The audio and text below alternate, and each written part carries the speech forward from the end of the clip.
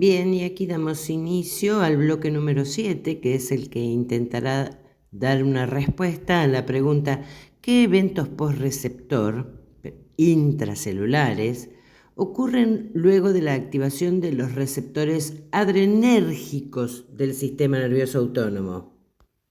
Bien, comenzaremos diciendo que los receptores adrenérgicos o adrenoreceptores son una clase de receptores asociados a proteína G, que son activados por las catecolaminas adrenalina, recuerden que también se puede decir epinefrina, y noradrenalina o norepinefrina. Los adrenoreceptores se clasifican en dos tipos, alfa y beta, cada uno de los cuales se subdivide a su vez en subtipos, alfa 1 y alfa 2 para el caso del receptor alfa y beta 1, beta 2 y beta 3 para el caso del receptor beta. Estos receptores se expresan en el sistema nervioso central y prácticamente en todos los tejidos periféricos. Y recordemos que la dopamina es un neurotransmisor y hormona monoaminérgica catecolamínica. Y para ella existen 5 tipos de receptores, de 1, de 2, de 3, de 4 y de 5. Cada receptor tiene una función diferente y se encuentra en ubicaciones distintas. Vamos a empezar con la activación de receptores alfa-1 adrenérgicos. Cuando un ligando se une al receptor alfa-1 de la membrana, que está acoplado a una proteína GQ, se produce un cambio conformacional. La subunidad alfa intercambia GDP por GTP y se separa de las subunidades beta-gamma. La subunidad alfa se desliza por la membrana y activa a una enzima de membrana que es la fosfolipasa C.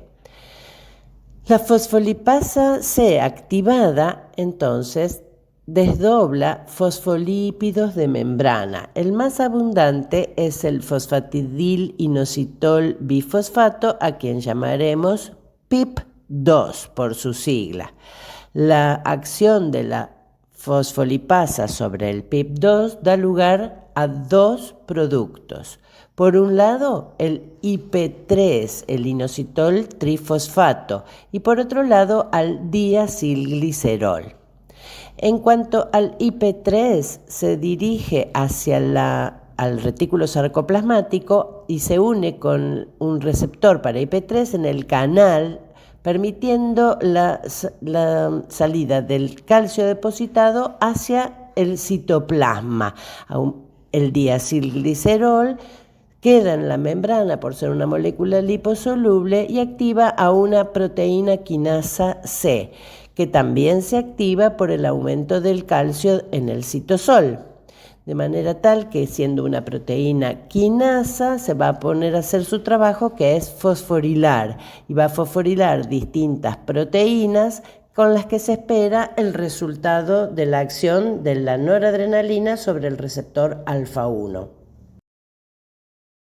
Bien, y ahora vamos a ver cómo se produce la activación del receptor alfa-2 adrenérgico. La unión de un agonista adrenérgico como la noradrenalina o la adrenalina, el receptor alfa-2 adrenérgico, produce un cambio conformacional del receptor que activa, en este caso, a una proteína GI asociada. Esta proteína GI también tiene 3 subunidades, alfa, beta y gamma, como la proteína GQ, pero en este caso es una proteína G inhibitoria. Cuando el agonista se une al receptor y se produce ese cambio conformacional del mismo, la subunidad alfa de la proteína GI, que es la que tiene unido el GDP, intercambia ese GDP por GTP y se disocia del complejo beta-gamma. De esta manera, inhibe a la enzima adenilato ciclasa de la membrana. Como consecuencia de esta inhibición, disminuye la conversión de ATP en AMP cíclico y se reduce así la concentración intracelular de este segundo mensajero. Como disminuye el AMP cíclico, se produce una menor activación de la proteína quinasa A, de la PKA, y esto lleva a que se modifiquen múltiples procesos celulares dependientes de una fosforilación que no va a estar. Como la ubicación fisiológica más importante de los receptores alfa-2 adrenérgicos es la terminal presináptica, de la que va a salir noradrenalina, la disminución de la actividad de la PKA produce un cierre, una inhibición de los canales de calcio voltaje dependientes. Al ingresar menos calcio, disminuye la fusión de las vesículas y la liberación de la noradrenalina. Entonces, por activación de los receptores alfa-2 presináptico, habrá una menor cantidad de noradrenalina liberada a la hendidura sináptica. Esto, que haya menos noradrenalina en la hendidura sináptica, reducirá la estimulación de los receptores adrenérgicos postsinápticos. Lo que acabamos de contar es lo que sucede en las neuronas presinápticas del sistema nervioso autónomo, pero también existe activación de receptores alfa-2 adrenérgicos en diversos tejidos, lo que le dará efectos postsinápticos adicionales. Por ejemplo, la activación de alfa-2 puede también abrir canales de potasio. Eso hará que el potasio salga de la célula, con lo cual se va a producir hiperpolarización celular, o inhibir canales de calcio, y es lo mismo, va a disminuir la excitabilidad. En el páncreas particularmente puede reducir la secreción de insulina, y en el ojo la activación de receptores alfa-2 puede disminuir la producción de humor acuoso. Y ahora vamos a trabajar sobre los receptores beta-1 adrenérgicos, aquellos que predominaban en el corazón y en el riñón. La unión de un agonista adrenérgico como la noradrenalina o la adrenalina al receptor beta-1 adrenérgico localizado en la membrana de las células cardíacas produce un cambio conformacional del receptor que activa a una proteína GS asociada. Otra vez una proteína G formada por 3 subunidades, alfa, beta y gamma, donde la subunidad alfa de la proteína GS intercambia el GDP que tiene unido por GTP y se disocia del complejo beta-gamma para ir a activar a la enzima adenilatociclasa. La adenilatociclasa convierte ATP en adenosín monofosfato cíclico, llamado AMP cíclico, aumentando la concentración intracelular de este segundo mensajero. El incremento del AMP cíclico activa a una proteína quinasa A, que es una quinasa dependiente del AMP cíclico, que como todas las quinasas fosforila múltiples proteínas intracelulares que son claves para la función cardíaca. Entre los principales efectos destacan la fosforilación de canales de calcio de tipo L en la membrana plasmática, con lo que aumenta la entrada de calcio durante el potencial de acción. También la fosforilación de los receptores de rianodina en el retículo sarcoplasmático, lo cual favorece la liberación adicional de calcio desde los depósitos intracelulares al citoplasma.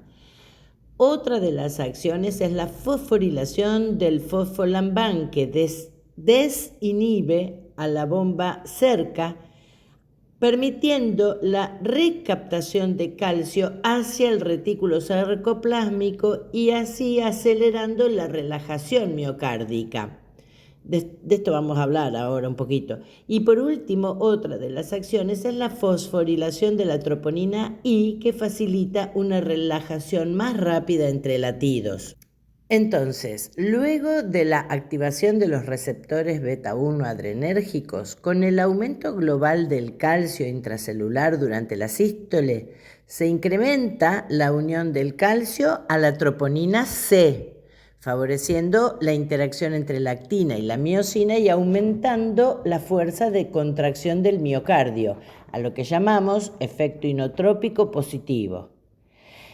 Además, en el nodo sinoauricular, ese aumento del MP cíclico y la activación de la proteína quinasa A incrementan la actividad de los canales IFANI y de canales de calcio, acelerando la despolarización espontánea y aumentando la frecuencia cardíaca.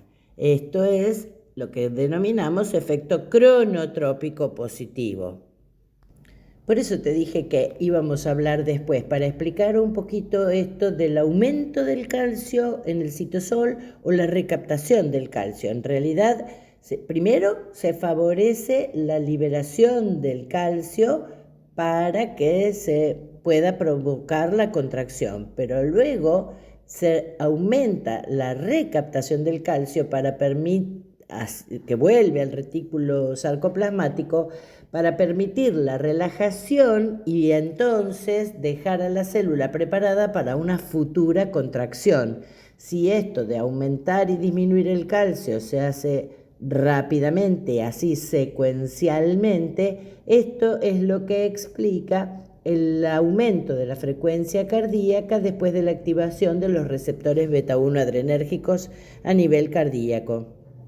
Por eso, y para concluir, la activación de los receptores beta 1 adrenérgicos produce aumento de la frecuencia cardíaca, aumento de la contractilidad, aumento de la velocidad de conducción entre la aurícula y el ventrículo. A eso le llamamos el efecto dromotrópico positivo, y aumento de la velocidad de relajación, que se llama efecto lucitrópico positivo, optimizando el gasto cardíaco frente a situaciones de estrés o de demanda aumentada. Estos 4 efectos son los que habitualmente se denominan como las 4 propiedades cardíacas. Cuando la adrenalina se une a un receptor beta 2 adrenérgico acoplado a una proteína GS de membrana, se produce otra vez un cambio conformacional.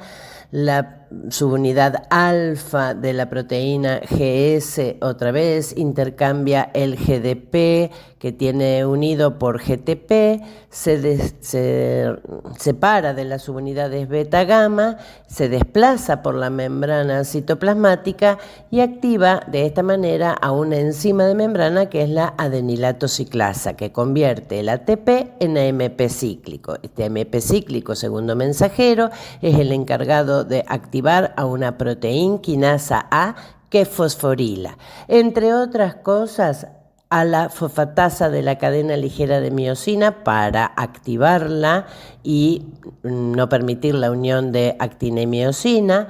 Por otro lado, al receptor de IP3 para que se cierre el canal de calcio del retículo sarcoplasmático y que bajen las concentraciones de calcio intracelular, activando la bomba de calcio para que vuelva a meter el calcio en el citosol. Y por último, apertura de canales de potasio para permitir la hiperpolarización celular. Como resultado final, se espera la relajación del músculo liso. Bueno, y ahora sí, llegamos a la activación de los últimos receptores adrenérgicos, los receptores dopaminérgicos periféricos, que los que corresponden a los receptores subtipos D1 y D2 que pertenecen al sistema nervioso autónomo. La dopamina, actuando como un neurotransmisor y modulador periférico, puede activar receptores dopaminérgicos que están localizados fuera del sistema nervioso central, especialmente en los vasos sanguíneos renales, en los vasos sanguíneos mesentéricos, coronarios, en el sistema gastrointestinal y en las terminaciones nerviosas simpáticas. Ya dijimos que los principales receptores periféricos son los de subtipo D1 y D2, cada uno con mecanismos de señalización y efectos fisiológicos diferentes. Vamos a iniciar con los receptores D1, son los postsinápticos, los que van a provocar vasodilatación visceral y renal.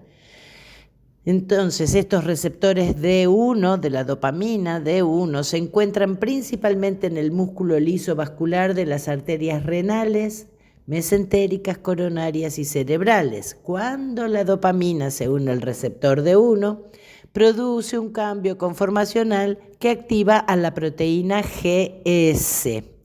La subunidad alfa de la vieja proteína GS intercambia su GDP por GTP y aumenta la actividad de la enzima adenilatociclasa, aumentando la conversión de ATP en AMP cíclico. Y este aumento del AMP cíclico activa la proteína quinasa A, que fosforila proteínas intracelulares responsables de disminuir el tono contráctil del músculo liso vascular. Las acciones de la proteína quinasa A en el músculo liso vascular de estos lechos especiales es la misma de siempre. La proteína quinasa A inhibe la quinasa de cadena liviana de miosina, con lo cual disminuye la fosforilación de miosina, se disminuye la disponibilidad intracelular de calcio, con lo que se reduce la contractilidad y por eso se relaja el músculo liso vascular. Es decir, que la dopamina, actuando sobre los receptores D1, genera vasodilatación. Como resultado fisiológico, aumenta el flujo sanguíneo renal y mesentérico y mejora la perfusión y favorece la natriuresis y diuresis. Bueno, ¿y qué pasa con los receptores D2 de dopamina? Son los que se localizan principalmente en las terminaciones nerviosas simpáticas presinápticas. La activación de estos receptores se asocia a la proteína GI y ya sabés que la subunidad alfa de la proteína GI inhibe a la adenilatociclasa, entonces se disminuye la producción de AMP cíclico y como consecuencia de esa disminución de AMP cíclico se disminuye la entrada de calcio en la terminal nerviosa y se reduce así la exocitosis de las vesículas con noradrenalina. Como consecuencia, entonces dijimos, disminuye la liberación de noradrenalina, se reduce el tono simpático periférico y también disminuye la vasoconstricción que está mediada por los receptores alfa-1. Así que este mecanismo de la activación de receptores D2 actúa como un sistema modulador o freno de la neurotransmisión simpática. En este bloque del video vamos a dar respuesta a la pregunta número 8, que decía, ¿qué eventos postreceptor, o sea, intracelulares, ocurren luego de la activación de los receptores colinérgicos del sistema nervioso autónomo? Ahora bien, cuando hablamos de acetilcolina dentro del sistema nervioso autónomo, no nos alcanza con saber cuál es el neurotransmisor. También necesitamos entender sobre qué receptor actúa, porque de eso dependerá la respuesta fisiológica final. La acetilcolina puede unirse a dos grandes familias de receptores colinérgicos, los receptores nicotínicos y los receptores muscarínicos. En cuanto a la acción de la acetilcolina sobre los receptores nicotínicos, la acetilcolina liberada por la neurona preganglionar del sistema nervioso autónomo actúa principalmente sobre los receptores nicotínicos neuronales, que se llaman NN, que están localizados en los ganglios simpáticos y parasimpáticos y también en la médula suprarrenal. Los receptores nicotínicos son ionotrópicos, es decir, funcionan como canales iónicos activados por ligando. Cuando la acetilcolina se une, el canal se abre rápidamente, ingresan cationes y se produce una despolarización inmediata. Por eso son receptores de respuesta rápida, fundamentales en la transmisión ganglionar del sistema nervioso autónomo y también en la placa neuromuscular del sistema somático. Entonces, cuando dos moléculas de acetilcolina se unen a las subunidades alfa del receptor nicotínico NN, el receptor cambia su conformación y abre un canal iónico central. Entonces se produce el ingreso rápido de sodio y en menor medida de calcio junto con la salida de potasio. El efecto neto es una despolarización rápida de la membrana postsináptica conocida como potencial postsináptico excitatorio rápido. Si esa despolarización alcanza el umbral, entonces se abren canales de sodio dependientes de voltaje y se genera un potencial de acción en la neurona postganglionar. Esto permite la transmisión del impulso desde la neurona preganglionar hacia la postganglionar. Es un paso fundamental para toda respuesta autonómica periférica. ¿Cuál es el resultado fisiológico? Bueno, si estamos hablando del ganglio simpático, se produce una activación de la neurona postganglionar simpática y en el caso del ganglio parasimpático, una activación de la neurona postganglionar parasimpática. Y en la médula suprarrenal, bueno, directamente la liberación de adrenalina y noradrenalina. Vamos a hacer ahora un breve correlato de lo que pasa con la activación de los receptores nicotínicos musculares. Estamos hablando del sistema nervioso somático, la activación para la contracción del músculo esquelético. No corresponde al sistema nervioso autónomo, pero lo vamos a mencionar acá en forma muy breve. En la placa neuromuscular del músculo esquelético, la acetilcolina liberada por las motoneuronas somáticas también activa receptores nicotínicos, pero que en este caso vamos a llamar subtipo NM por muscular.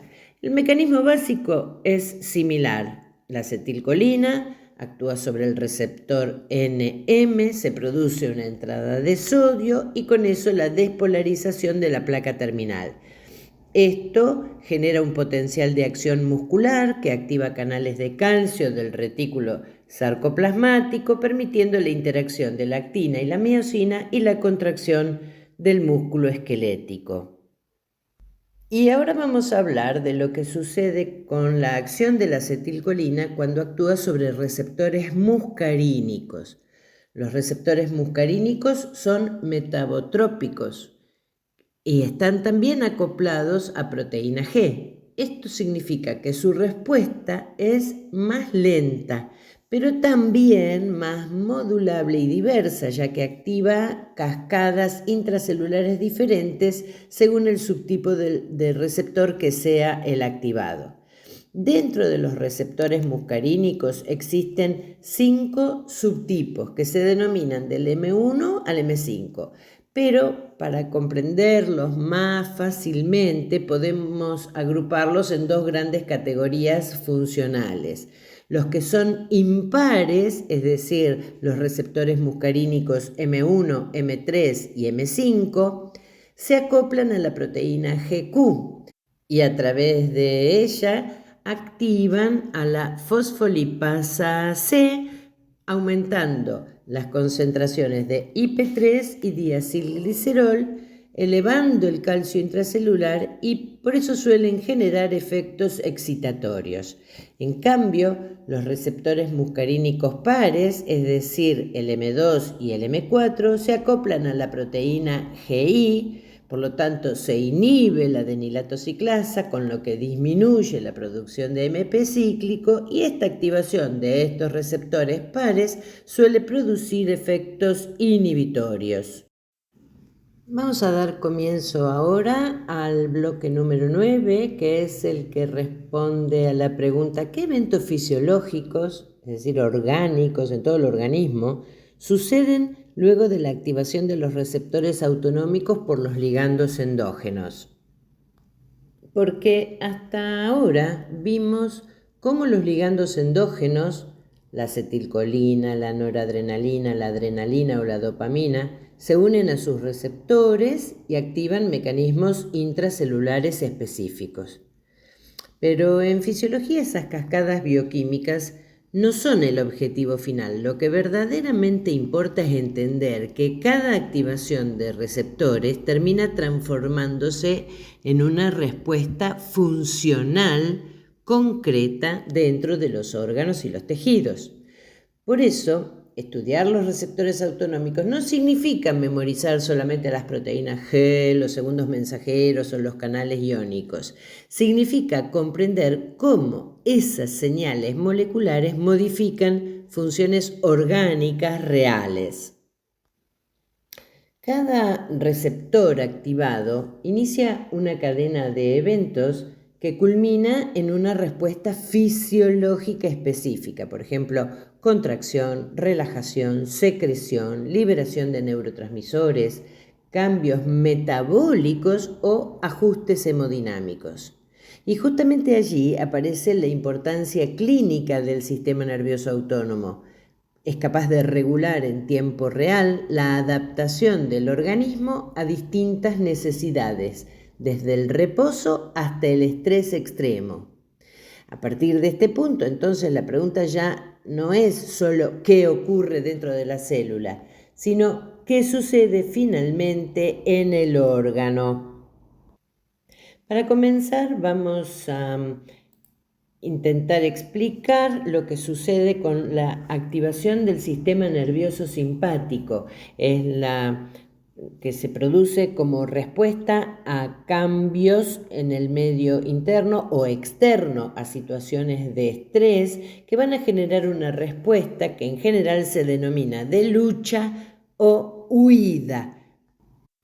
Me gusta ejemplificar esta parte de la fisiología del sistema nervioso autónomo simpático con una situación cotidiana, como puede ser haber sostenido en brazos a un gatito tranquilo, cuando aparece de repente en la escena un perro que se traduce como una situación de cambio exterior para el gato, una situación de estrés que le va a provocar una reacción de lucha, si fuera posible, o de mejor huida. A ver, vamos a razonar cada uno de los aspectos que vemos o sentimos en respuesta de la activación simpática de ese gato. Lo primero que vemos es que al gato se le ponen todos los pelos de punta, es decir, se le paran los pelos. Esto se produce por una contracción de todos los músculos piloerectores. Cada pelo tiene un musculito que al contraerse hace que el pelo pase a estar parado. Esto lo hace el sistema nervioso simpático del gato para que el gato parezca más grande y asuste al perro. Otro de los efectos de la activación simpática que podemos observar en el gato es la dilatación de las pupilas. Las pupilas se ponen midriáticas y esto lo hace para tener un mayor campo de visión, es decir, para ver para dónde puede escapar. Hay respuestas que no las vemos principalmente, pero sí las podemos sentir. Lo teníamos al gato alzado y poniendo una mano en el tórax del gato, notamos cómo rápidamente aumenta la frecuencia cardíaca. Esto es una respuesta simpática que ayuda a que el corazón bombee más sangre hacia los tejidos que necesitan activar su metabolismo para escapar. Y hay una serie de efectos de la respuesta simpática que no podemos ver o sentir, pero que podemos entender que están pasando en el interior. Por ejemplo, a nivel bronquial existe una broncodilatación. Eso es relajación del músculo liso bronquial para permitir una mayor entrada de oxígeno, para aportar mayor oxígeno a los tejidos que necesitan activar su metabolismo para escapar o luchar. Por el lado de los vasos sanguíneos hay una redistribución del flujo sanguíneo a expensas de dos cosas. Una vasoconstricción de vasos que están ubicados irrigando piel o vísceras y concomitantemente una vasodilatación de los vasos sanguíneos que van a irrigar a los miembros inferiores. De esta manera, los vasos sanguíneos de piel y vísceras al contraerse no permiten que pase tanta sangre a estas áreas no esenciales y la vasodilatación en los miembros inferiores permite que el flujo sanguíneo aumente hacia los músculos para favorecer la huida. Por último, en el hígado se produce liberación de glucosa porque el glucógeno hepático se degrada y se libera glucosa al torrente sanguíneo para proporcionar energía rápida en los músculos principalmente. El resultado global de la activación simpática es más oxígeno disponible por la broncodilatación, más energía disponible por la liberación de glucosa desde el glucógeno hepático, más sangre hacia los músculos y el corazón, los que necesitan un buen aporte de oxígeno, menos actividad en funciones no esenciales, por ejemplo, la digestión, y con todo esto el organismo queda preparado para correr o escapar. Todas estas respuestas que pudimos explicar en el gato, por supuesto, también pasan en el humano y nosotros hay algunas que hemos podido sentir. Por ejemplo, la gente dice, ¡ay! Se me pusieron los pelos de punta cuando pasó tal cosa, o tal estaba blanco como un papel, dice la gente. Bueno, en este caso cuando dicen los pelos de punta, están hablando de la piloerección, y cuando dicen blanco como un papel, es que se ha producido la vasoconstricción de los vasos que irrigan la piel de la cara para permitir una mejor o una vasodilatación y una redistribución del flujo hacia los músculos hacia los vasos sanguíneos de los músculos de los miembros para escapar. La taquicardia también la hemos sentido en múltiples oportunidades y la gente suele decir, se me saltaba el corazón. Acá te voy a dejar una tabla de todos los efectos, órgano por órgano, que marcan la respuesta simpática de lucha o huida. Vos podés mirarla, podés hacerle un screenshot, podés estudiarla de memoria, no es la idea. La idea es que vos la uses pensando qué puede suceder en cada uno de los tejidos, qué sería lo fisiológicamente correcto que suceda en cada tejido, tratando de descifrar vos solo, sin necesidad de estudiarlo de memoria, qué es lo que está pasando. Y eventualmente, si tenés a alguien con quien estudiar, bueno, hacer una especie de trivia, de preguntas y respuestas, para ver si entendieron lo que corresponde a la activación del sistema nervioso simpático órgano por órgano. Bien, y si entonces el sistema nervioso simpático representa la supervivencia inmediata, la alerta y la respuesta frente a una amenaza, entonces el sistema nervioso parasimpático representa exactamente lo opuesto, la conservación, la recuperación y el mantenimiento. Para pensarlo de una manera muy gráfica, imaginemos ahora otra escena completamente distinta. El organismo interpreta que puede abandonar el estado de alerta porque ya no necesita sobrevivir a una amenaza inmediata. Ahora puede invertir energía en funciones de mantenimiento. Es lo que se denomina el estado de rest and digest. Es decir, descansar, digerir, absorber y reparar. Por eso el corazón disminuye su frecuencia, la respiración se vuelve más tranquila, las pupilas se contraen, el tubo digestivo aumenta su motilidad y las secreciones, se facilita la digestión, la absorción de los nutrientes y el almacenamiento de energía. Y la vejiga puede vaciarse con mayor facilidad.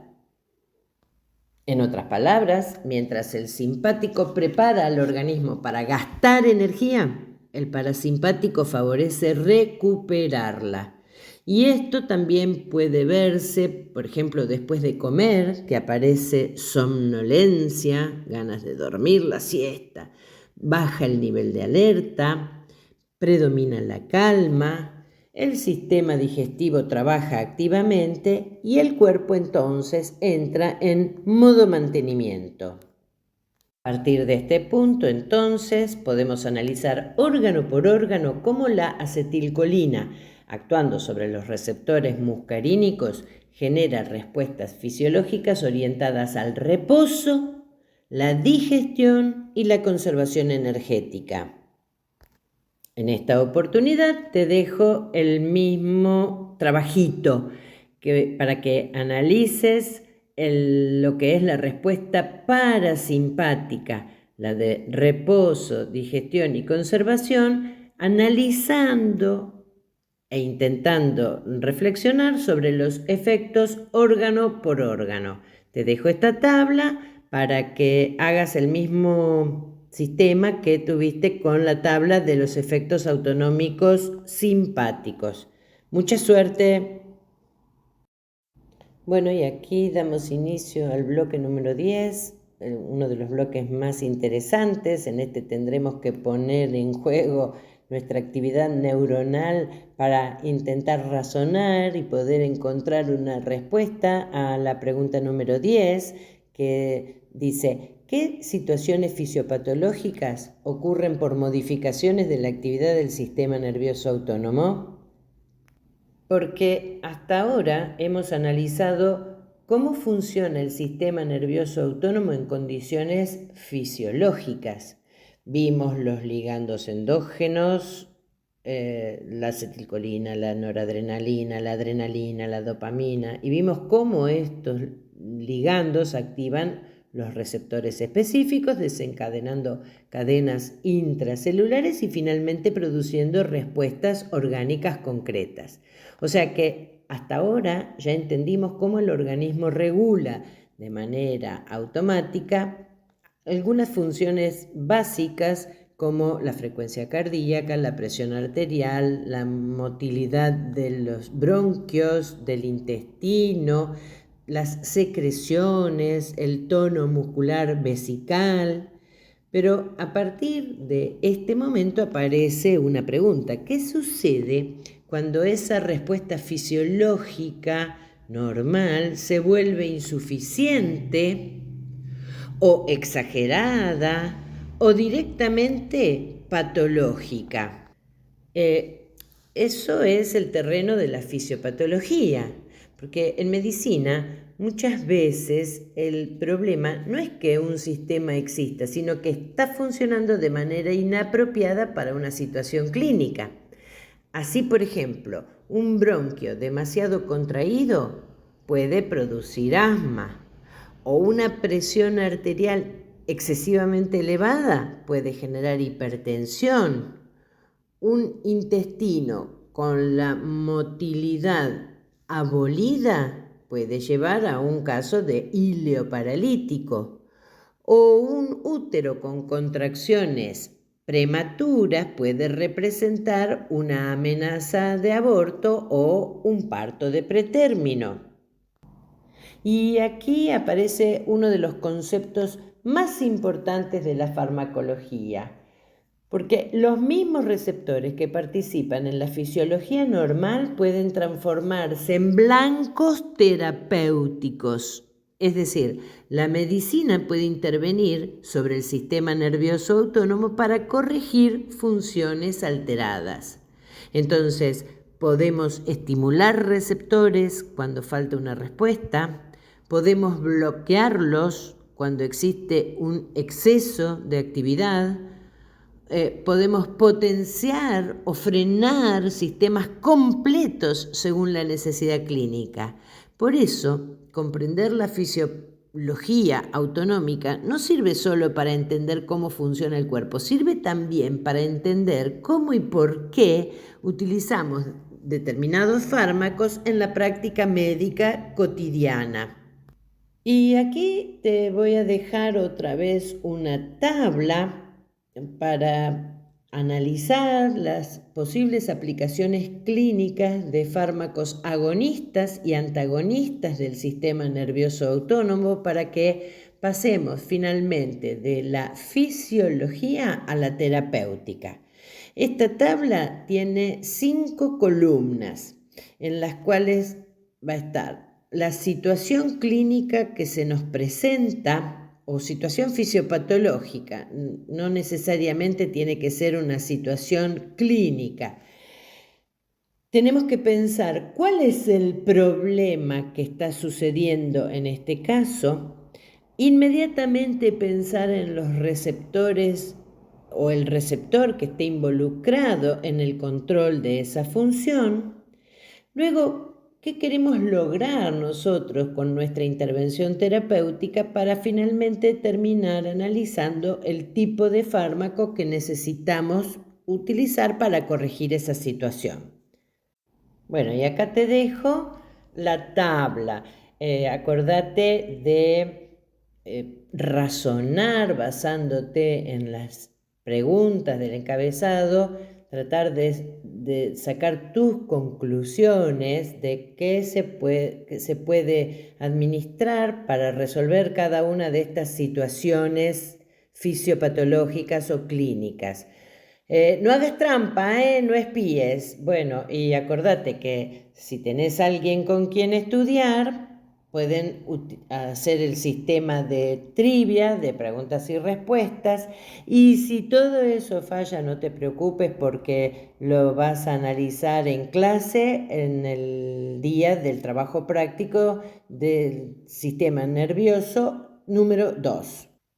Pero por ahí te voy a dar una ayuda con una situación clínica en particular que es un poco más difícil por ahí de resolver, que es la situación clínica del glaucoma. Bueno, ya sabemos que por histología dentro del ojo existe una estructura que son los procesos ciliares, encargada de producir un líquido transparente que es el humor acuoso, el cual pasa a través de la pupila y luego es eliminado a través de un área de salida ubicada en el ángulo interno del ojo formado por el iris y la córnea. Normalmente el volumen de líquido intraocular mantiene un equilibrio entre lo que se produce y lo que sale, pero cuando hay una restricción en el área de salida del humor acuoso, la presión del ojo, la presión interna del ojo empieza a aumentar. Eso comprime el nervio óptico, ocasionando la muerte progresiva de sus fibras y la consecuente pérdida de la visión. El glaucoma es la segunda causa de ceguera en el mundo.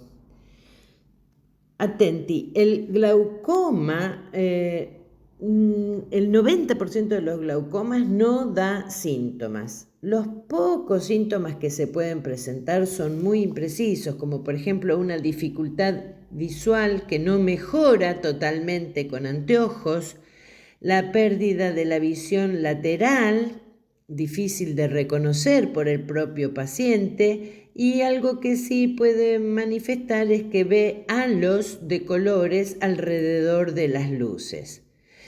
El glaucoma más frecuente, el 70% de los glaucomas, es el denominado glaucoma crónico simple o primario de ángulo abierto, que aunque el ángulo de drenaje está abierto, el humor acuoso tiene dificultad para salir y entonces la presión ocular aumenta.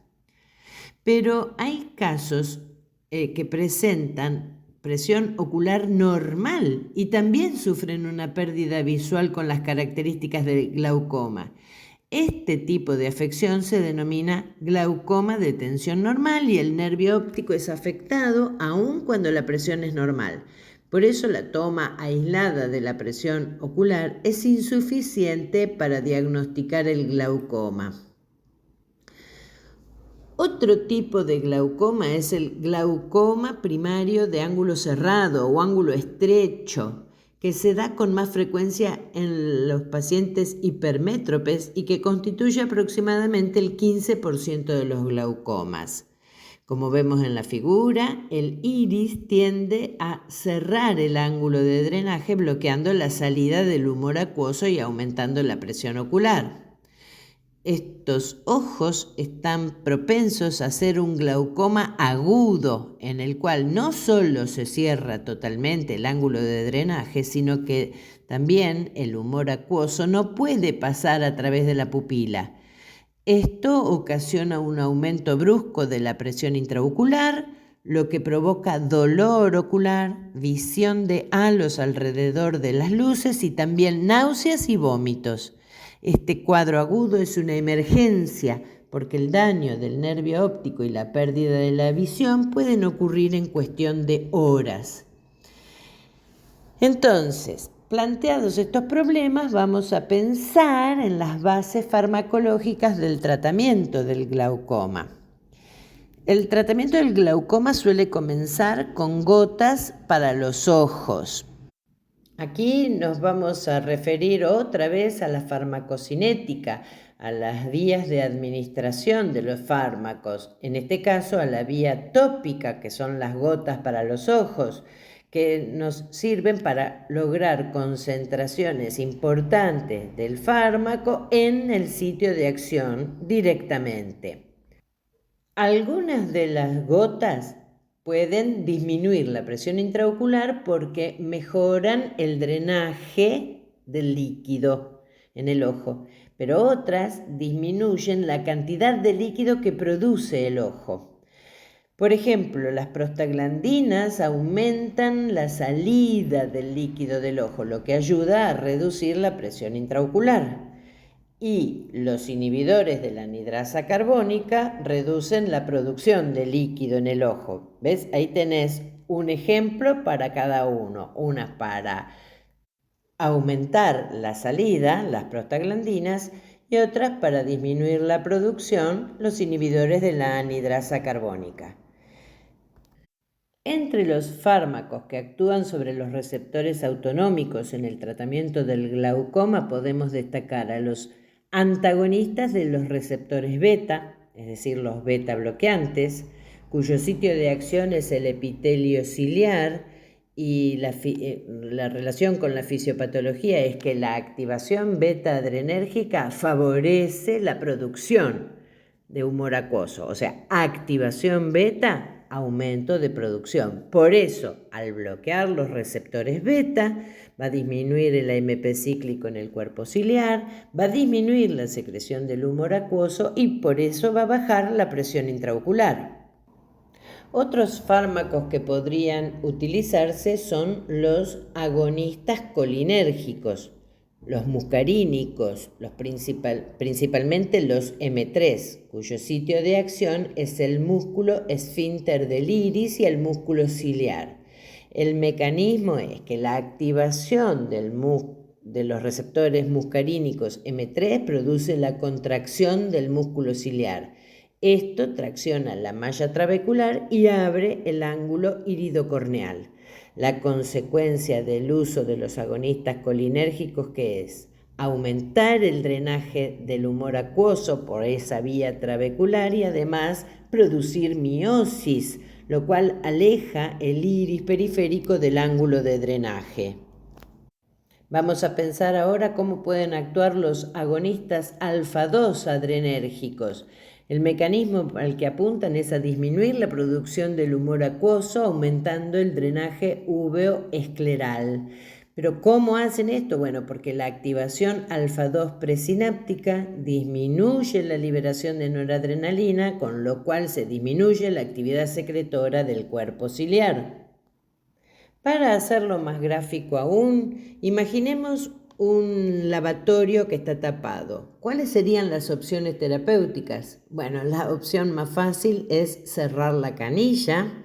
La segunda opción también es destapar el desagüe. Y la tercera opción es hacer ambas cosas simultáneamente. Entonces, para la opción de cerrar la canilla, en este caso, disminuir la producción del humor acuoso, ahí entran los beta bloqueantes produciendo menos producción. La segunda opción, que era destapar el desagüe, bueno, ahí intervendría la pilocarpina, es decir, favorecer el drenaje del humor acuoso por el conducto de Schlemm, el conducto de salida. Y la opción 3, que es hacer ambas cosas, sería el caso del uso de los agonistas alfa 2, que intervienen en ambos procesos. Y para finalizar este bloque vamos a utilizar otra analogía relacionando al iris con una cortina. Cuando una cortina está cerrada, el espacio para que entre luz es pequeño y la cortina está extendida y es delgada. En cambio, cuando la cortina está abierta, el espacio para que entre luz es grande y la cortina enrollada está sobre el costado de la ventana y es más gruesa. Bueno, y ahora cambia la cortina por el iris y entonces vas a poder saber por qué importa exactamente provocar miosis en el momento del tratamiento del glaucoma.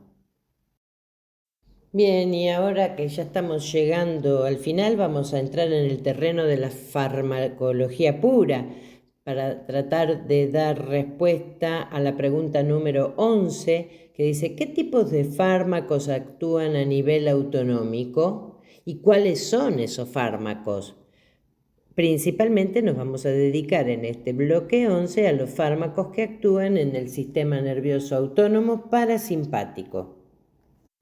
A modo de introducción diremos que cada fármaco autonómico actúa de alguna de estas 4 maneras. O estimula receptores, o bloquea receptores, o aumenta el neurotransmisor o disminuye el neurotransmisor. De acuerdo a su mecanismo de acción, los fármacos autonómicos pueden clasificarse de la siguiente manera. Colinérgicos, aquellos que estimulan la acetilcolina o bloquean su degradación. Anticolinérgicos, los que bloquean la acción de la acetilcolina. Adrenérgicos, los que estimulan receptores simpáticos o aumentan las catecolaminas en la sinapsis. Y antiadrenérgicos son aquellos que son los que bloquean receptores o reducen la cantidad de catecolaminas. Vamos a plantear ahora una mnemotecnia donde mimético quiere decir que imita y lítico quiere decir que bloquea. Así, un parasimpático mimético se asemeja a que haya más acetilcolina en la sinapsis. Un parasimpático lítico es sinónimo de algún fármaco que deja menos acetilcolina.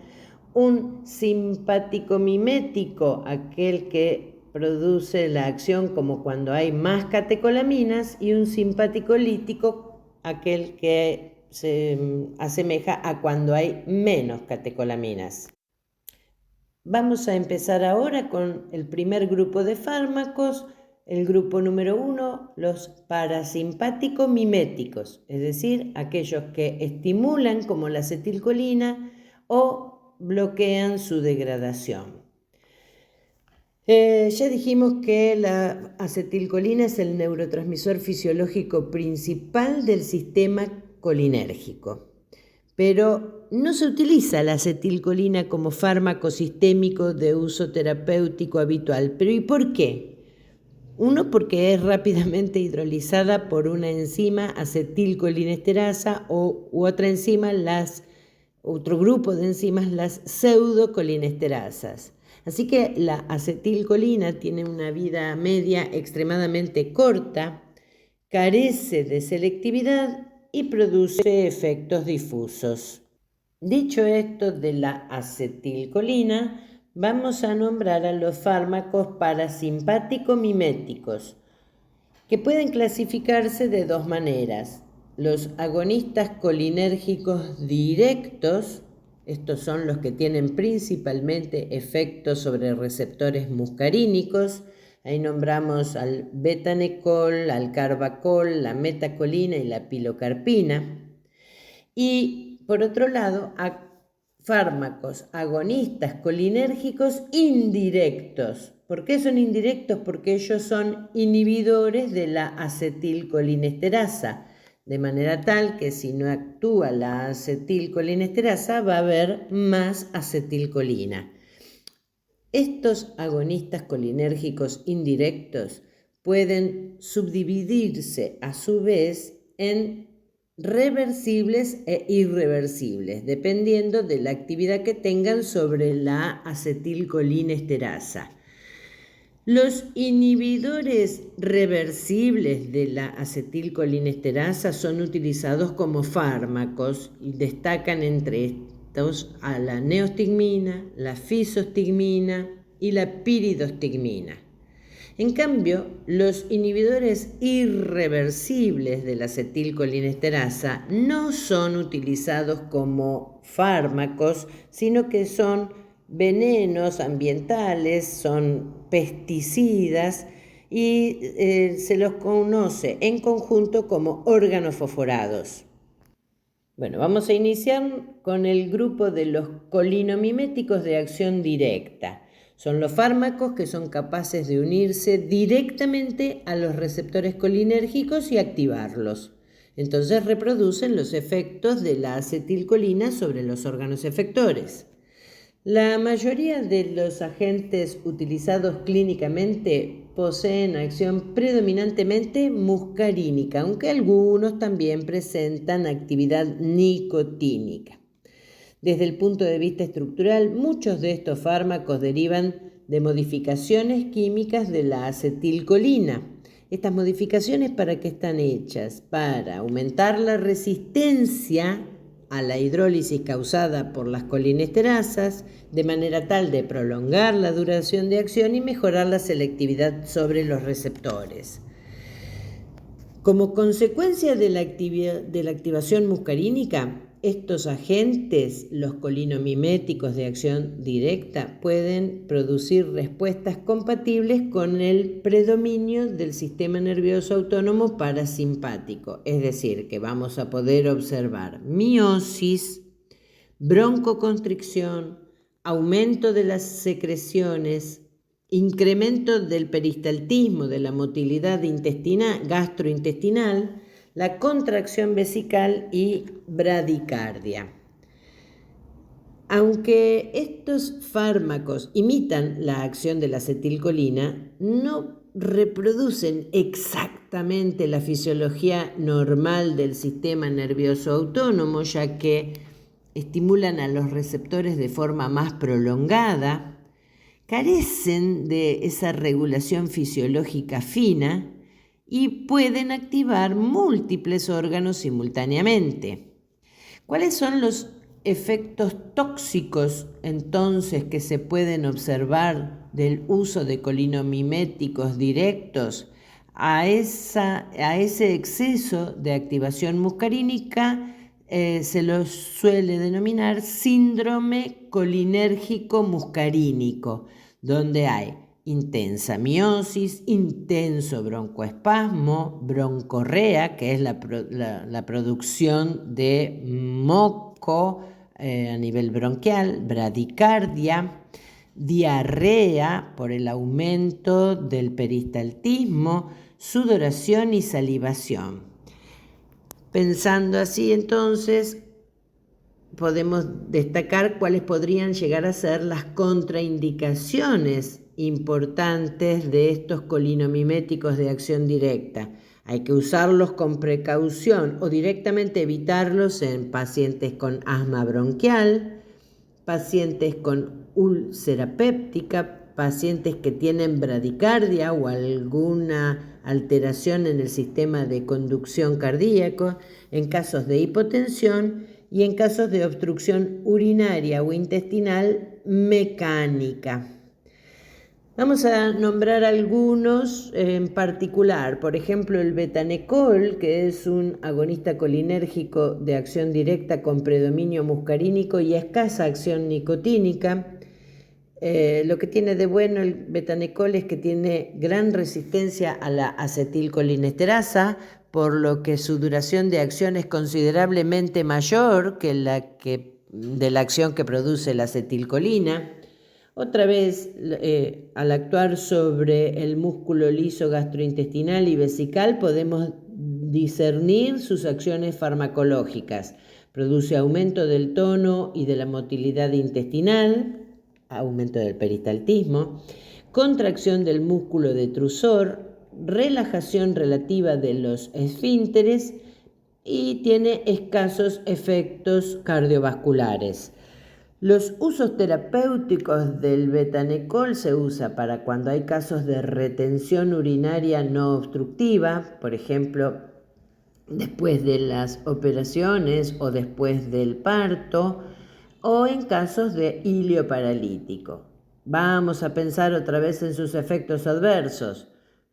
Estos están todos relacionados con el exceso colinérgico muscarínico, la sudoración, la salivación excesivas, diarrea, cólicos abdominales, broncoespasmo e hipotensión. Otro de los colinomiméticos de acción directa es el carbacol, que posee tanto actividad muscarínica como nicotínica también. Este también es altamente resistente a la hidrólisis por las colinesterasas.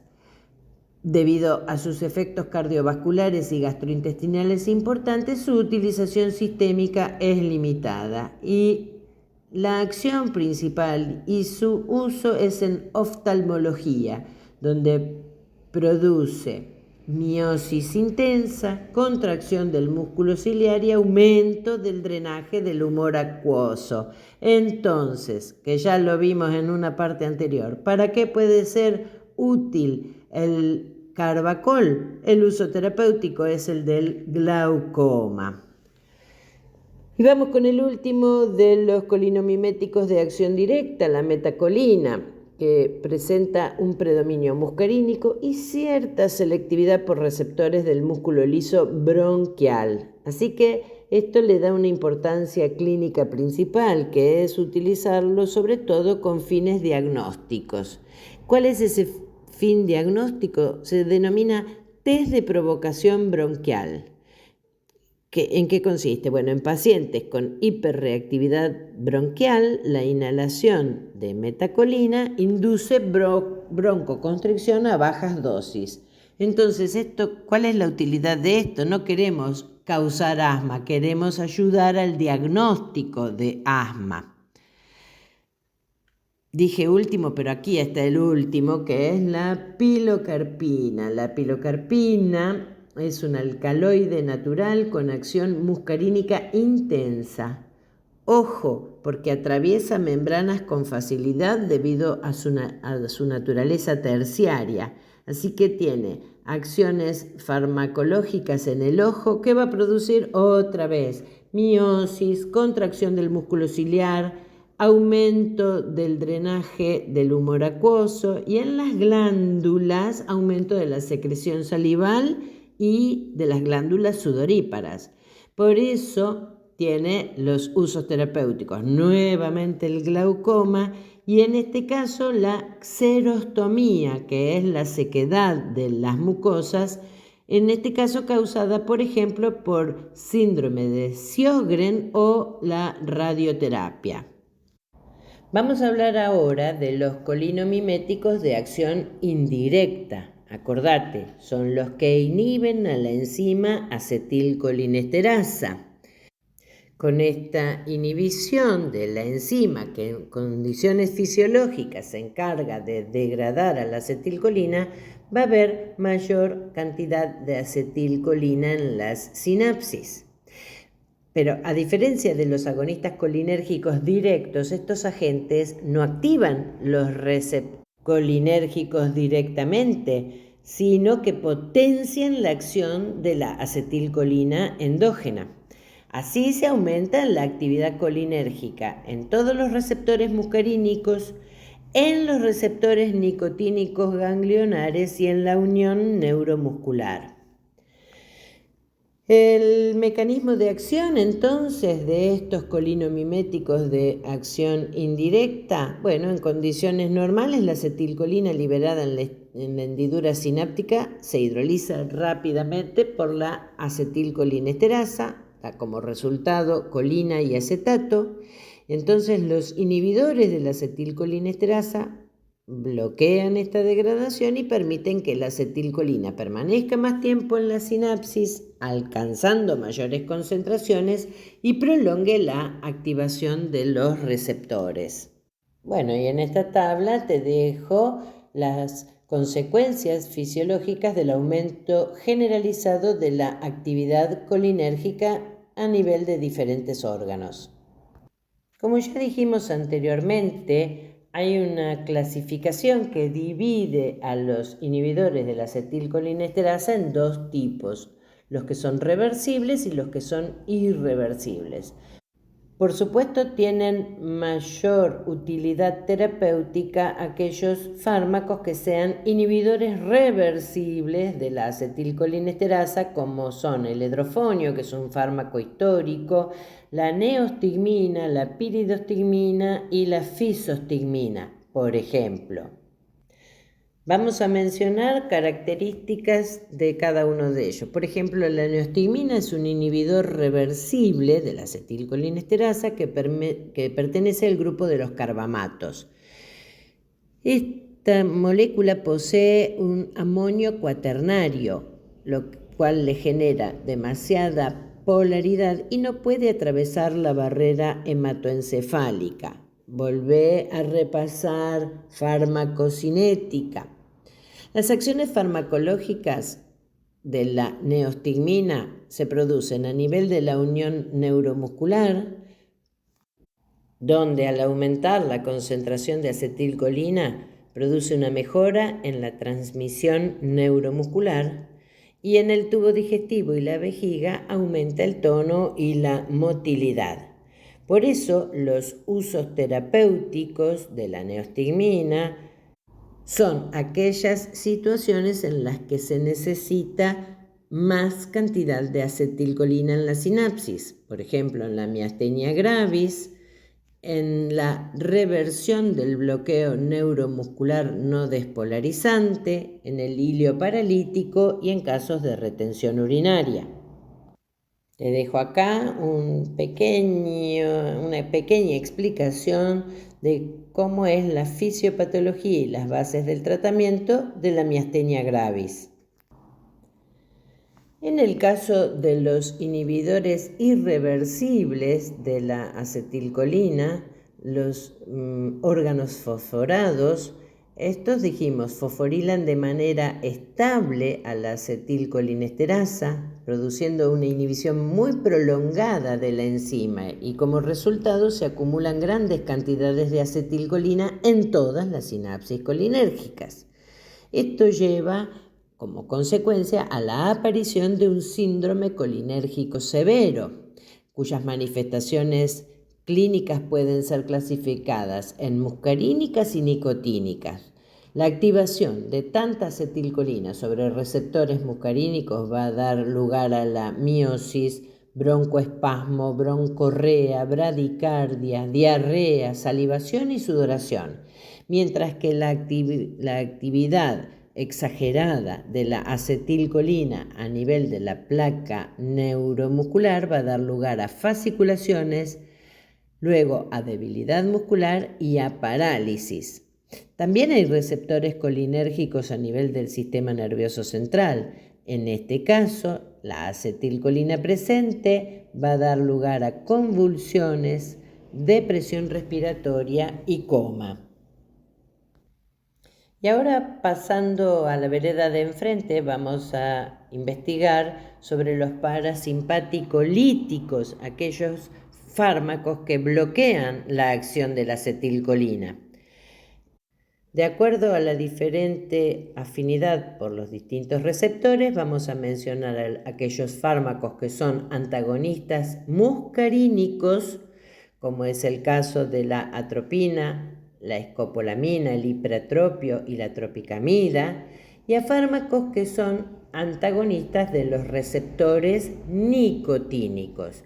Se los denomina en general bloqueantes neuromusculares, pero a su vez estos fármacos bloqueantes neuromusculares pueden ser divididos en dos grandes grupos.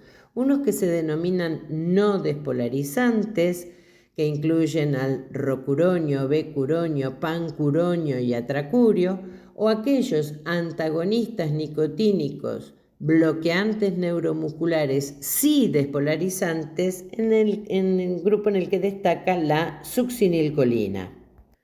Vamos a empezar con los antagonistas muscarínicos. Son los que bloquean la acción de la acetilcolina sobre los órganos efectores parasimpáticos. Como consecuencia del bloqueo, producen los efectos funcionalmente opuestos al predominio parasimpático. Por ejemplo, si el parasimpático se encargaba de disminuir la frecuencia cardíaca, el uso de un antagonista muscarínico va a aumentar la frecuencia cardíaca.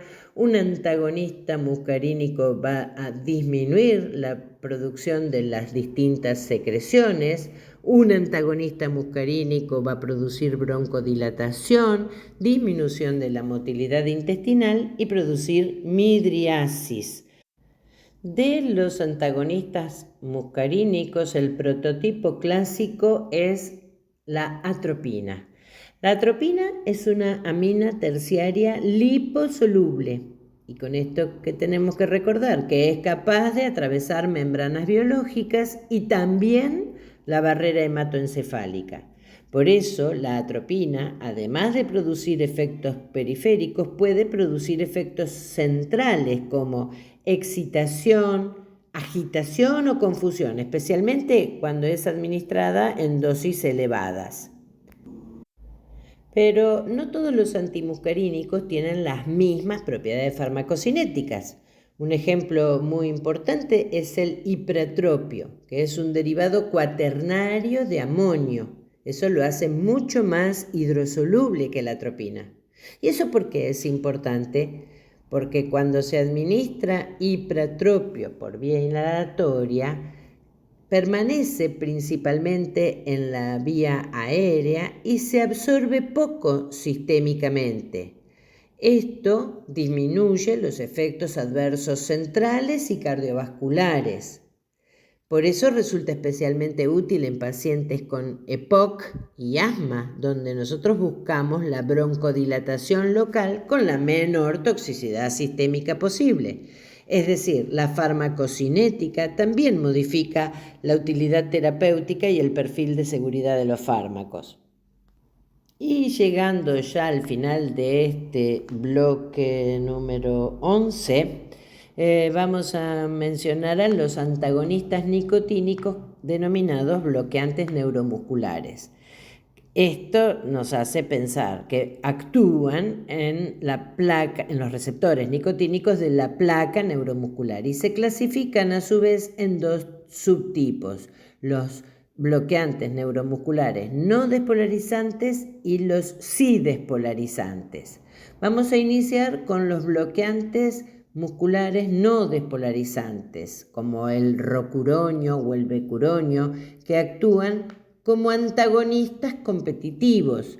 Repasá farmacodinamia, donde aprendimos las curvas de la presencia de la acción de un agonista en presencia de un antagonista competitivo.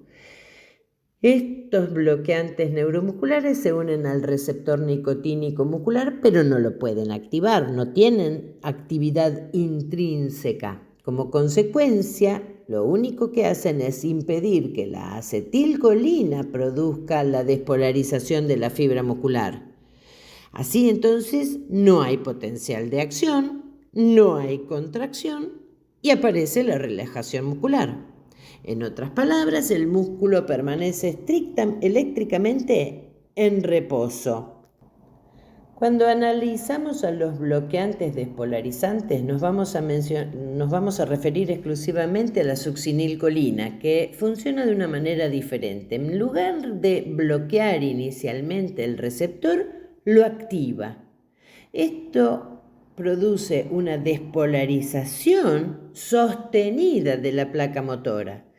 Al comienzo esto genera pequeñas fasciculaciones musculares visibles, pero como la membrana permanece continuamente despolarizada, el receptor no puede reiniciarse correctamente y termina apareciendo una parálisis flácida. Por eso se llama despolarizante, porque el bloqueo ocurre luego de una despolarización persistente. Bueno, y ahora para finalizar y pasar este bloque, vamos a resumir las aplicaciones clínicas de los fármacos anticolinérgicos, dividiéndolos en los antimuscarínicos, que se utilizan para casos de asma y EPOC, para lograr broncodilatación, en casos de bradicardia sinusal, para lograr el aumento de la frecuencia cardíaca, en oftalmología, cuando se desea obtener midriasis y cicloplejía, esto es una situación útil, por ejemplo, para cuando se quiere hacer un fondo de ojos, se necesita midriasis, y para cualquier situación en la que se desee lograr la reducción de las secreciones respiratorias y salivales. Y por último, los bloqueantes neuromusculares son de utilidad en quirófano en casos de anestesia general, cuando se desea relajar los músculos del cuello para lograr la intubación traqueal del paciente que va a estar asistido durante la cirugía a respiración mecánica asistida, uso de respirador artificial. Se necesita relajar los músculos del cuello para poder introducir el tubo dentro de la tráquea, y para cualquier relajación del músculo esquelético para que el paciente no se mueva y el cirujano haga las incisiones con el bisturí en un lugar fijo, que no se mueva y que no se escape el paciente. Y eso es todo. Bien, y llegamos por fin al bloque número 12, al que da respuesta a la pregunta: ¿cuáles son los fármacos que actúan en el sistema nervioso simpático? Ya vimos anteriormente cómo una neurona simpática sintetiza, almacena y libera las catecolaminas, y cómo las catecolaminas actúan en los receptores adrenérgicos periféricos. La neurotransmisión simpática puede modificarse farmacológicamente prácticamente en cada una de sus etapas. Entonces intentaremos conectar ordenadamente esa fisiología con la farmacología.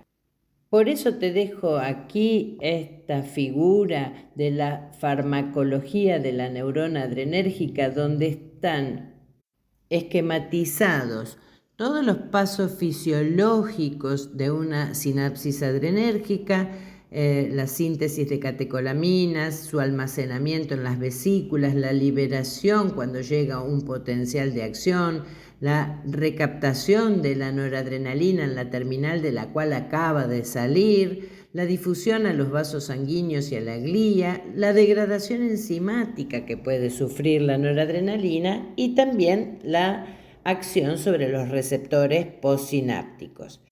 Entonces, en el gráfico vas a encontrar todos los pasos fisiológicos, y en los recuadros de afuera de las neuronas vas a encontrar el nombre de los fármacos que pueden intervenir modificando cada uno de estos pasos fisiológicos.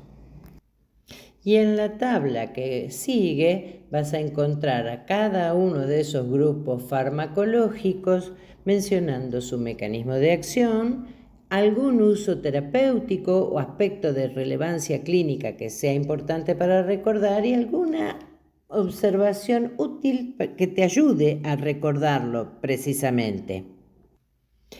De la acción de la noradrenalina y la adrenalina en los receptores periféricos también ya hablamos anteriormente.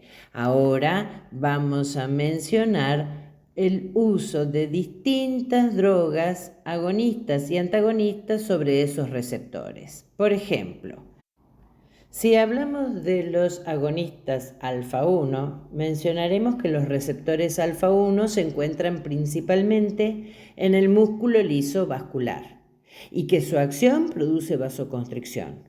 Por eso, los agonistas alfa-1 aumentan la resistencia vascular periférica y así se aumenta la presión arterial. Un ejemplo clásico de agonista alfa-1 es la fenilefrina. Estos fármacos pueden utilizarse como vasopresores en casos de hipotensión o shock y también producen vasoconstricción local en la mucosa nasal, razón por la cual aparecen en la composición de muchos medicamentos descongestivos nasales. Te voy a dejar aquí una pequeña secuencia gráfica de lo que sucede en un caso de shock anafiláctico y el uso de adrenalina, sobre todo para actuar sobre los receptores alfa-1 adrenérgicos. Ahora, cuando hablemos de los agonistas adrenérgicos alfa-2, también nos vamos a remontar a los receptores alfa-2, que tienen una particularidad interesante. Muchos de los receptores alfa-2 se localizan en forma presináptica y funcionan como un mecanismo de retroalimentación negativa. Es decir, cuando se activan, disminuyen la liberación de noradrenalina. Por eso, aunque sean agonistas adrenérgicos, fármacos como la clonidina o la alfa-metildopa terminan reduciendo la actividad simpática global.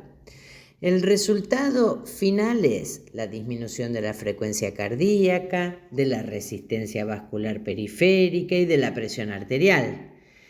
Estos dos fármacos poseen importancia clínica en casos de hipertensión arterial, especialmente durante el embarazo.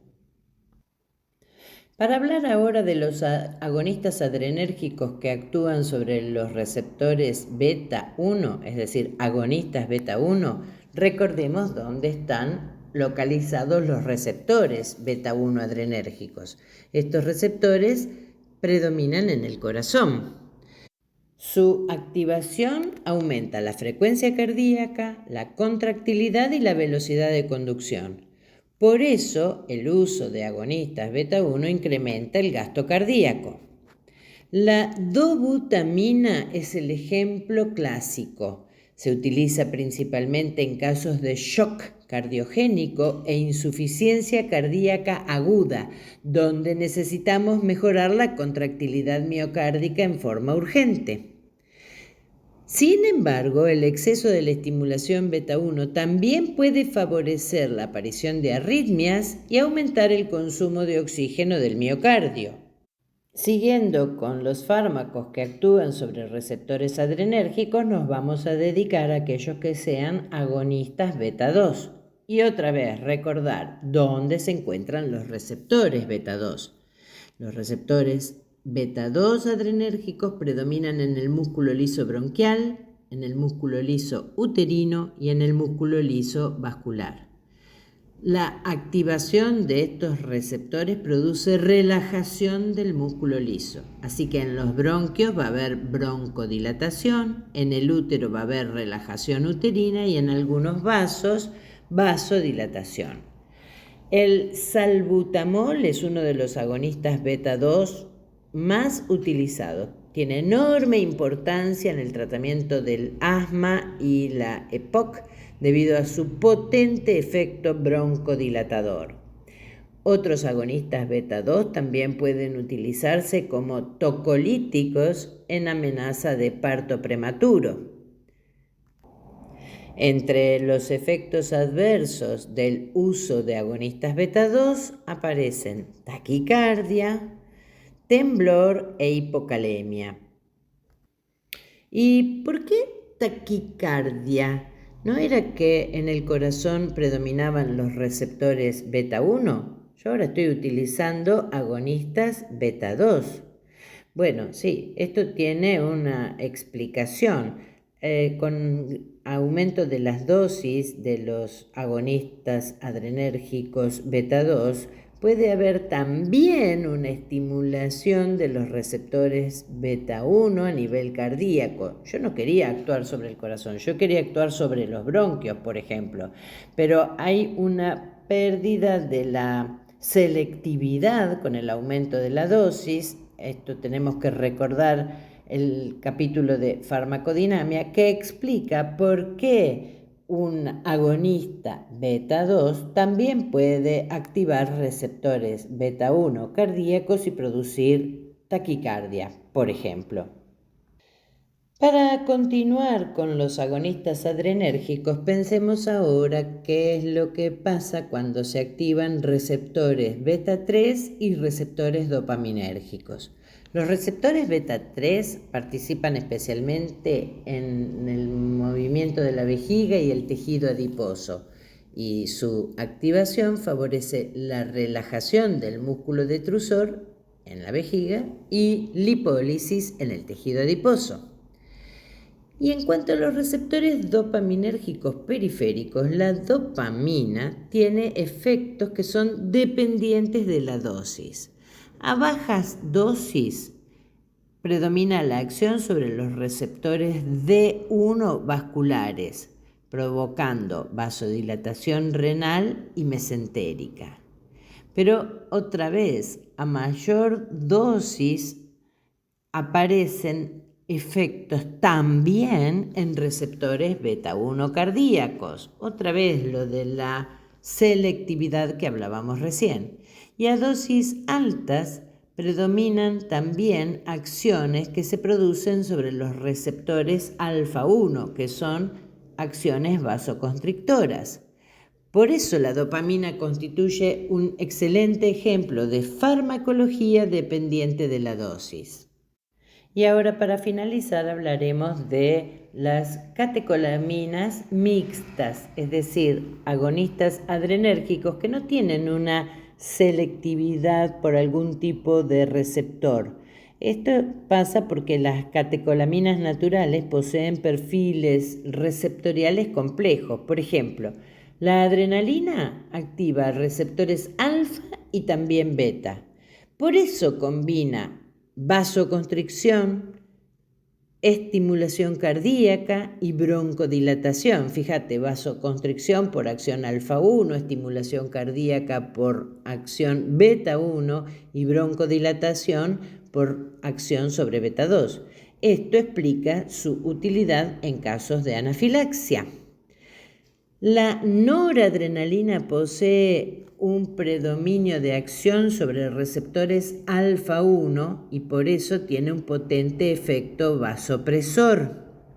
La dopamina, ya dijimos, modifica su perfil según la dosis administrada. Así que estas drogas, adrenalina, noradrenalina, dopamina, suelen utilizarse en situaciones críticas como shock, paro cardiorrespiratorio e inestabilidad hemodinámica. Bien, y ahora vamos a dedicarnos al gran capítulo de los antagonistas adrenérgicos. Y vamos a empezar también por orden, refiriéndonos a los antagonistas que actúan sobre los receptores alfa. Los antagonistas alfa bloquean principalmente los receptores alfa 1 vasculares y como consecuencia de su uso pueden producir vasodilatación y disminución de la presión arterial. La prazosina o el prazosina es un ejemplo clásico, que además de ser utilizados en hipertensión, estos fármacos poseen utilidad en casos de la hiperplasia prostática benigna, ya que relajan el músculo liso prostático y mejoran el flujo urinario. Te dejo a continuación una secuencia gráfica que intenta explicar la fisiopatología de la hipertrofia prostática benigna y el uso de prazosin en su tratamiento. Bueno, y ahora entramos en el último grupo, ahora sí, los antagonistas adrenérgicos denominados beta bloqueantes. Estos fármacos constituyen uno de los grupos más importantes de la farmacología cardiovascular, porque al bloquear los receptores beta 1 disminuyen la frecuencia cardíaca, la contractilidad, el consumo de oxígeno por parte del miocardio, y por eso se utilizan en casos de hipertensión, angina de pecho e infarto de miocardio, arritmias e insuficiencia cardíaca. Aquellos que son no selectivos pueden bloquear también receptores beta 2 y pueden producir broncoconstricción. Cuidado con eso. Por eso deben utilizarse con precaución en pacientes asmáticos o que tengan enfermedad pulmonar obstructiva crónica. Bien, y esta lista que está incluida bajo el título de clasificación de los fármacos beta bloqueantes no es para aprenderla de memoria, sino que vamos a ir pensando de a poco qué tiene que ver estos títulos de no selectivos o beta 1 selectivos o con una acción adicional o con actividad simpático-mimética intrínseca en cada caso. Por ejemplo, estamos hablando de que no todos los beta bloqueantes son iguales, porque los que son no selectivos quiere decir que pueden bloquear tanto receptores beta 1 como receptores beta 2. El propranolol es un ejemplo clásico de este tipo de fármacos no selectivos. Bien, y ahora repasá lo que mencionamos en los trabajos prácticos de farmacocinética cuando distinguíamos al propranolol como un fármaco muy liposoluble. ¿Te acordás de ese trabajo práctico? Búscalo. Los fármacos cardioselectivos quiere decir que poseen una mayor afinidad por el receptor beta 1. Por eso actúan más sobre el corazón y producen menos broncoconstricción. Así que estos suelen ser los preferidos en pacientes que tengan problemas respiratorios. El clásico ejemplo es el atenolol. También busca el atenolol en el trabajo práctico de farmacocinética porque lo nombramos como prototipo de fármaco hidrosoluble. ¿Te acordás? Búscalo. Bueno, y ahora vamos a decir que finalmente existen drogas que tienen acciones adicionales. No solamente bloquean receptores beta, sino que también alcanzan a bloquear receptores alfa, como es el caso del carvedilol y el labetalol, que agregan vasodilatación por efecto del bloqueo alfa 1. En esta gráfica te dejo los efectos farmacológicos del uso de los beta bloqueantes al bloquear distintos receptores beta que están distribuidos en el organismo. Pero lo que tenés que pensar es que si hay un bloqueo de los receptores beta va a haber una disminución de la actividad simpática a ese nivel.